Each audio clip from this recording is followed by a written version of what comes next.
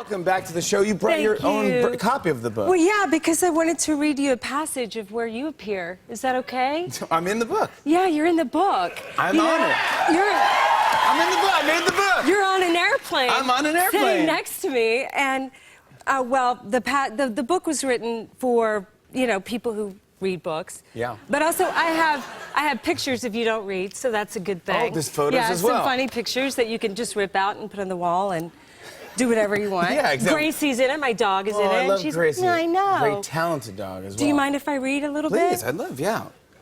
I highlighted your part so you would know where you appear in yellow. I know you're not going to read the book. Yes, I will. And you won't. It'll be on Audible too, so you won't even, I'll your give voice? this to you. Yeah. Oh, that's I'll give this worth to the you. money right there to hear Parker Posey's voice read the book. I love it. What are you saying? This is when I talk about you. Here's a few times. He's probably the best dancer that has ever lived. Yes. That's right. Yeah, he said that about me? You're such a great dancer, but everyone now knows that. No, Yes. now I think of you as the best. Do you remember we used to go dancing at Don Hill's? Yeah. And I was there. It was back me. when you could dance like no one's watching. Exactly. Because they weren't. Yeah, because right? no one knew who. No one cared about me. We just danced. And it was you and Nadia Dejani and Horatio from Saturday Night Live, Horatio Sanz. And we would it was a place where you could dance, where you could jump off the stage and people would catch you. Yeah, I mean, you really could. It was anything. You fall on the floor and you just make You just do it. Dance. Yeah. And so we were there and Jake goes, I'm going to go get some cigarettes. You guys want anything? And I go, I'm good. And Horatio goes, I'm good. Yeah, I'm dancing with Parker Posey. I'm good, man. And Horatio goes, can you get me some spiced ham? Okay, so I swear that's so Horatio. That's like olives and jalapenos or something. No, it's I don't know what. It's just a quarter pound of spiced ham. Okay. Right, so he goes, all right, dude, whatever. So Jake leaves, and then we're dancing and hanging out, and then I go, let's do a shot of tequila to Horatio. So we do a shot of tequila, and we're dancing, and then Jake comes over to me. He goes, we gotta go, dude.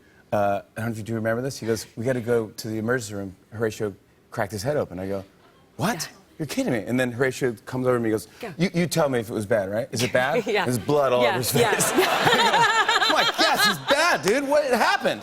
What happened? He goes, I jumped off the stage into the curtain and went to catch my fall, and there was a pole. And he smacked his head. So cut to, the tequila just kicks in. We're in the emergency room eating spiced ham, covered in blood.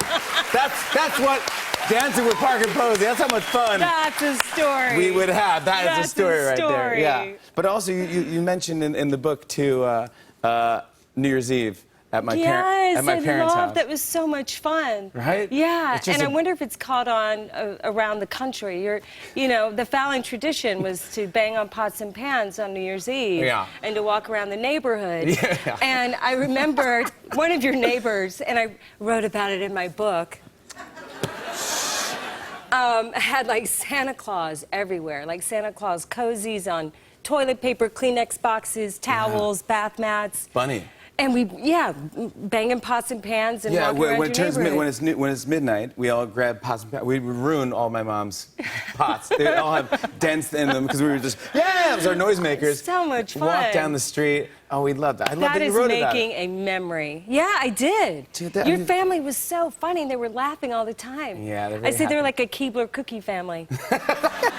Dude, little elves? Yeah, just little laughing elves. The house was this big. They're tiny. We lived in a mushroom. Yeah, exactly. But there's so many stories. Why did you call it You're on an Airplane? What's the idea? Well, it ended up being a good context to, when you're on an airplane and you're stuck there and and you share stories of your past, entertaining stories. And I come from a family of entertaining characters, funny people. And so I grew up remembering, these funny stories, and I would share them. I'd live this life as an actor, and I have all sorts of, I have like 7 more chapters, and maybe when I get out, I'll write another one. But this space, and on an airplane where you have to... You're forced to talk to someone for 6 hours. Yeah.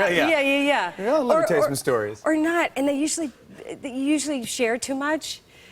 And it's great because you'll never see them again. Right? Yeah. It's a place of reinvention, I think, too, where you and the in-between, you're not here or there, and so you look at your life in the past and where you're going, and what's this next chapter going to bring to me when I land, and so it ended up being a good place for kind of a book of monologues, really. Yeah, it really is. It was agonizing, but it was soulful, and I got to be, you know, entertaining in it. You know what? And I didn't have to leave my apartment. You know, that's the It's other just thing. that easy, folks. Yeah. On and on and on. I said, and it's on and on and on.